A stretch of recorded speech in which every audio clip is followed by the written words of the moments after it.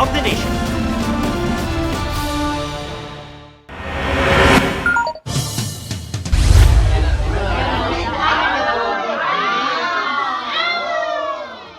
Biglang nag-overtake ang pampasaherong van sa kasumalpok sa kasalubong na truck ng buhangin sa Labo, Camarines Norte. Nawala ng kontrol ang truck na tumagilid pa. Sugatan ang driver nito. Sinagip ng rescue team ang van driver na naipit. Nahuli ang rider na yan na nag-counterflow sa kahabaan ng Bagong Kalibo Bridge sa Aklan. Hindi patukoy ang pagkakakilanlan ng rider. Iniimbestigahan na rin ito ng Land Transportation Office sa Aklan. Magkakasunod na sunog ang sumiklab sa iba't ibang bahagi ng Metro Manila at iba pang lugar. Sa Misamis Occidental, sumablay naman ang mga paputok na lumipad papunta sa mga manonood. May report si James Agustin. Tanaw sa malayo ang napakalaking sunog sa isang residential area sa Tondo, Manila. Pasado alas 5 ng hapon na sumiklab ito sa Antipolo Street, Barangay 218. Wala pang isang oras, umabot na ito sa ikatlong alarma. Matapos sa mahigit isang oras, nakontrol ang apoy. Dalawang sunog ang sumiklab sa Quezon City. Nabulabog kagabi ang mga taga-barangay Tandang Sora nang biglang magkasunog sa unang palapag ng isang bahay. Halos 18 bahay ang nadamay at natupo. 5 residente ang sugatan. Kabilang ang dalagitang nasugatan sa tuhod habang lumilikas. Iniimbestigahan pa ang mitya ng sunog. Kaninang umaga nilamon din ng apoy ang isang commercial establishment sa EDSA Corner, Aurora Boulevard sa Cubao. Nadamay ang isang ukay-ukay store. Nakalabas naman ang mga empleyado nito. Pagpasok ko sana, usok na yun eh. May pumutok para sa amin. Pamilya na din po namin yan. Kaya napayak po kami sa sobrang, sa isang taon mahigit nangyayari. Ngayon, bakit ngayon pa, December pa? Dalawang nahirapang huminga kabilang isang fire volunteer, isang sugatan. Mahigit 4 na oras bago tuluyang napula ang sunog na umabot sa unang alarma. Inaalam pa ang pinagmulan ng apoy. Sa gitna naman ng fireworks display sa Oroqueta, Misamis Occidental, biglang lumipad ang mga paputok sa mga manunood.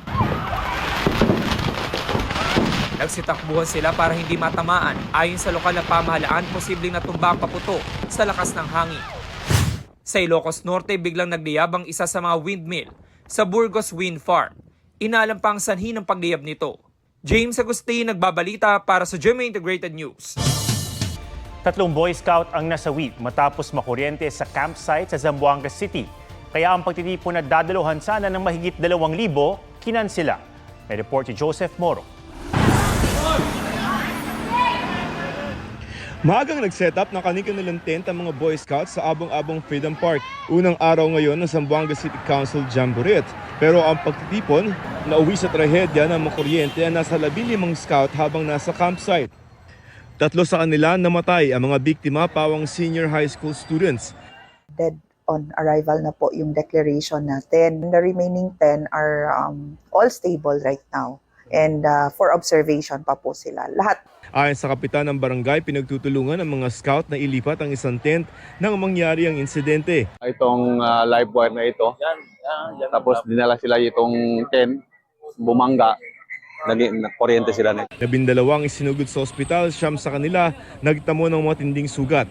Dahil sa nangyari, kinansela na ang aktibidad at pinauwi ang mahigit 2,000 Boy Scouts.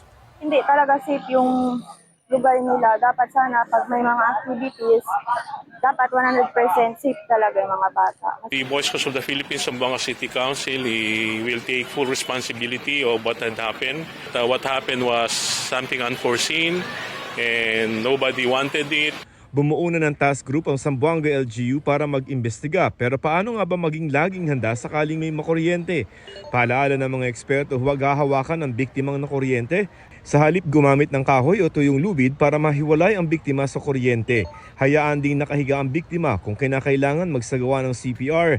Agad ding dalhin sa ospital ang biktima. Joseph Morong, nagbabalita para sa GMA Integrated News.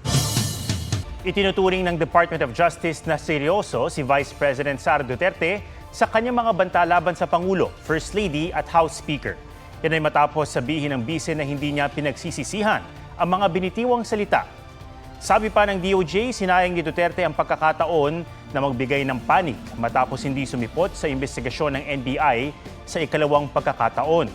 Kahapon, sinabi ni VP Sara na hindi siya makakakuha ng patas na investigasyon dahil nasa ilalim ng DOJ ang NBI.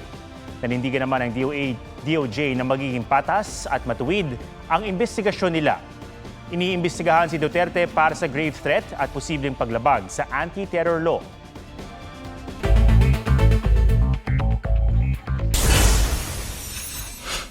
Pagpapalawig ng operasyon ng MRT at LRT, ipinapanawagan ng grupong akbayan. Nangalap ang grupo ng pirma para ma-extend ang biyahe ng mga tren hanggang alas 12 ng hating gabi. Sa ngayon kasi 9:30 p.m. hanggang 10:15 p.m. ang huling regular na biyahe ng MRT at LRT. Bahay nasira na magkahalong baha, putik at bato na rumagasa sa gilid ng bundok sa Esperanza, Sultan Kudarat. Makapal na putik iniwan ng baha sa Datu Abdullah Sangki, Maguindanao del Sur. Dagdag singil sa tubig ng Maynila at Manila Water sasalubong sa bagong taon. 7 pesos and 32 centavos per cubic meter ang itataas ng Maynilad. 5 pesos and 95 centavos naman sa Manila Water. Bahagi raw ito ng rate rebasing adjustment ayon sa MWSS Regulatory Office. Bernadette Reyes, nagbabalita para sa GMA Integrated News. Selena Gomez engaged na sa music producer-songwriter na si Benny Blanco. On IG, Selena flashed her diamond engagement ring with the caption, "Forever begins now." Nag-comment naman si Benny calling Selena his wife. Napacomment din ang ilang celebrities kabilang si Taylor Swift na ready raw maging flower girl. Ruru Madrid ifinlex ang kanyang martial arts training para sa lolong bayani ng bayan. Japanese boy band na NCT Wish bibisita sa Pilipinas sa April 2025. Blackpink Jisoo bibida sa bagong K-drama tungkol sa mga zombie. Jin ng BTS napapabalitang maglo-launch ng negosyo. Aso ni BTS Jungkook na si Bam may YouTube channel na. Aubrey Carampel nagbabalita para sa GMA Integrated News. 13 days na lang, Pasko na, may early Christmas greeting na ang ilang nagbihis Santa abroad. Mga Christmas pasyalan naman sa La Union at Pampanga ang sure nagigising sa inyong inner child. May report si Oscar Oida. The night is sparkling sa San Fernando, La Union. Fairy tale ang feeling sa dami ng palamuting paru-paro. Gaya ng Christmas tree na ito. Pero ang bida, ang enchanting flowers ng 8,000 bougainvillea lanterns. Sa Santo Tomas, Pampanga, royalty ang peg ng kanilang Disney-inspired castle. Aliw ang projector display. Standout din ang mga parol na gawa ng mga residente.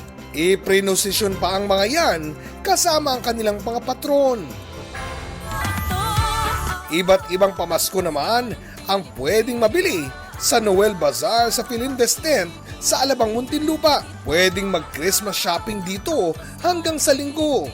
Nakabili ka na ng pamasko, nakatulong ka pa dahil mapupunta sa mga tinutulungan ng Kapuso Foundation ang bahagi ng kita sa bazaar. Sa Peru, animoy real-life Santa ang nagpasaya. Mismo ang mayor ng Ciudad Nueva kasi, nagbihis Santa na nag-zipline pa, complete with sleigh and reindeer props. Happy Fishmas naman ang Christmas greeting ni Santa sa isang pasyalan sa United Kingdom. Kasama pa niyang nag-dive sa giant aquarium ang kanyang assistant elf. Oscar Oida, nagbabalita para sa GMA Integrated News. Isang bata ang himalang nakaligtas matapos ang 3 araw sa dagat sa Italy. Ayon sa otoridad, narinig ng mga crew ng isang rescue boat na may sumisigaw sa laot. Doon nila nakita ang 11 years old na batang babae na palutang-lutang suot ang life jacket. Ayon sa bata, galing Tunisia ang kanilang bangka na lumubog dahil sa bagyo. Siya ang tanging nakaligtas sa mahigit 40 pasahero.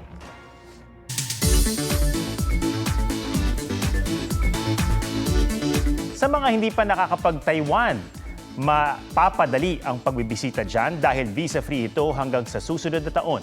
Kaya mapabundok o city tour, G tayo dyan kasama si Marisol Abduramat. Kunin ang mga passports at ipad tayo pa Taiwan. Visa? No need na yan. Visa from Taiwan para sa mga Pinoy hanggang July 31 next year. Kaya magkaibigang Dan at Joseph for the go agad. Tinake advantage ko din na visa-free pa yung Taiwan ngayon. Hindi mo na kailangan mag-effort para mag-process pa ng visa. Sabay nag-out of the country, pero magkaibang trip kaya split ang kanilang itinerary.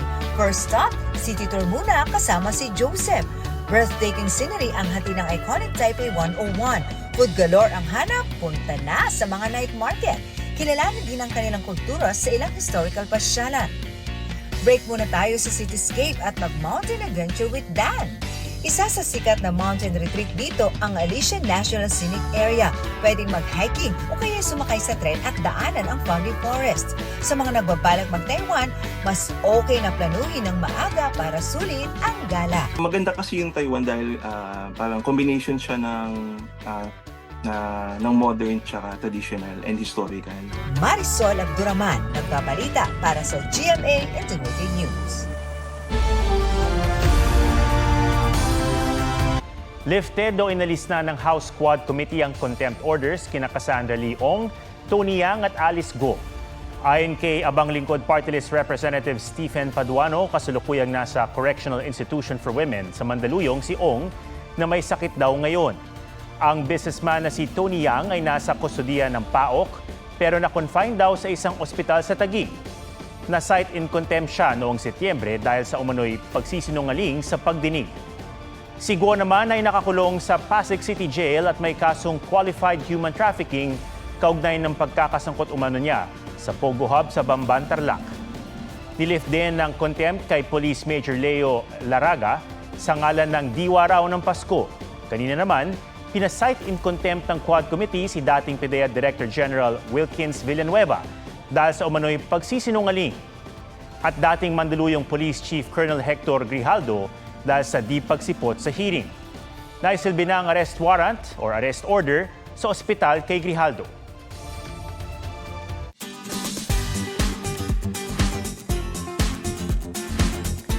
Kung nanonood ka ngayon, baka sign ito na mananalo ka sa raffle. Aliw kasi ang winning moments ng ilang nag-manifest at nabunot sa ilang Christmas raffle.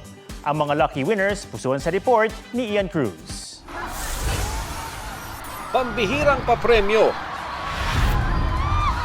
exciting grand draw, at malamang sa malamang, Christmas wish ng karamihan ang manalo sa inaabangang raffle.